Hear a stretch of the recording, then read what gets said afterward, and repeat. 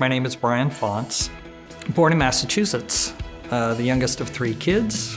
My dad took a job out in California, so obviously we moved to California. And so I grew up in a small town about an hour from San Francisco, in a little town called Manteca. Went off to college. My doctoral world, I focused on telecommunication policy, research methods, statistics, and things of that nature. Started out teaching university at 5 college faculty up in UMass, Amherst, Smith, Holyoke, and Hampshire. Then was invited to come down to the FCC. It was only going to be for a year to kind of head up some projects that they were working on in the area of children's television.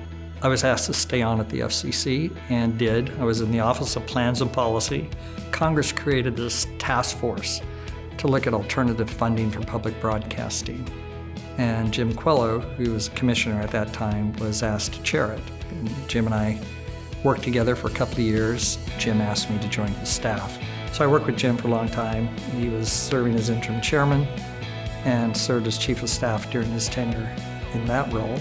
The thorny issue at that time was establishing the spectrum allocation for personal communication services and the licensing structure.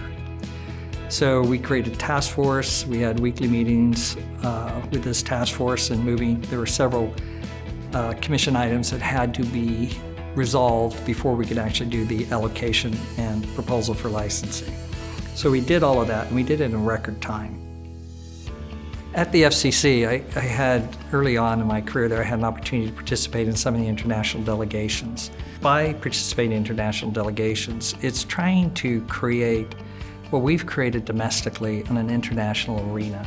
Don't spend the time trying to fix that antiquated communications technology, just advance it, move it to wireless technology. Ended up spending 14 years, left the FCC. Then went over to work with Tom Wheeler, CTIA.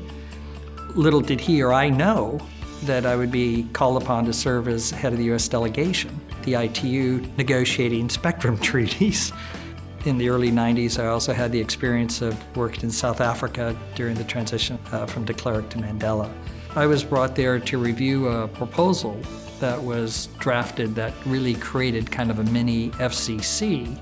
And then they said, well, now we'd like for you to spend the next 2 or 3 weeks visiting the 44 political parties in South Africa to sell them on the report so they would not reject it. Because of my work in South Africa, I was asked to do work in Bosnia right after the Dayton Agreement and did that for 7 years. And we set up a mini FCC. We awarded 3 wireless licenses nationwide. We control the qualification criteria, etc. So it was fun to see how that was implemented. They had a very antiquated wireline system with thousands of phantom employees. And so there was a lot of concern about how do we clean up the corruption in the wireline world. Why don't we just move forward with granting licenses for wireless services, and let's do it nationwide, and let's do 2, if possibly 3 providers. Today you go in Bosnia-Herzegovina, it's just like here, everybody communicates in their wireless devices. And I love to see that. From CTI, I went over to head up federal relations for Singular Wireless. I worked with an amazing team of people, Ralph de la Vega. We worked for a gentleman by the name of Stan Sigman. Stan was the one who negotiated with Steve Jobs for the iPhone. They didn't even know it at the time, how profound their technology, their software, whatever, would be on society. Now I'm at NENA, the 911 Association. NENA stands for National Emergency Number Association. And this organization is a pretty significant standards body for 911. We're also very much involved in education and training of 911 professionals.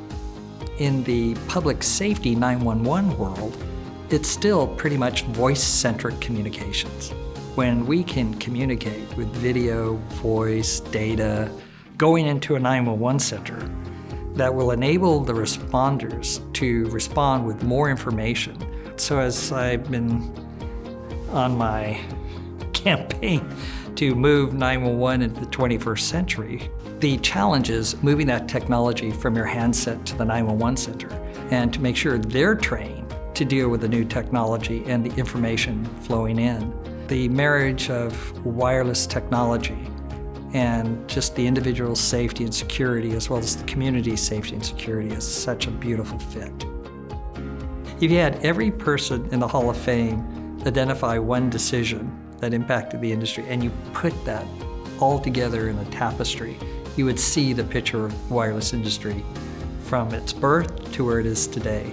I'm glad to have had some role to play in all of this.